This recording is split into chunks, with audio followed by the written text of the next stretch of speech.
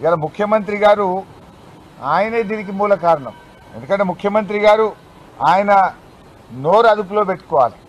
ఆయన మాట్లాడే భాష బజారు భాష, రెచ్చగొట్టే విధంగా ముఖ్యమంత్రి గారే మాట్లాడతారు. పేగులు తీసి మెడలు వేసుకుంటా, లాగులలో తొండలు జరగొట్టా అని పిచ్చి పిచ్చిగా ముఖ్యమంత్రిగా ఉండి రాగద్వేషాలకు అతీతంగా ప్రవర్తించాల్సిన ముఖ్యమంత్రే రెచ్చగొట్టే విధంగా మాట్లాడితే డెఫినెట్గా కింద మీ కార్యకర్తలు కూడా అట్లనే చేస్తారు కదా.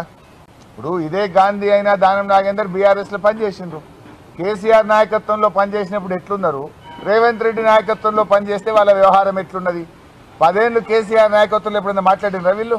ఈ రకంగా రౌడీల్లాగా వ్యవహరించిండ్రా?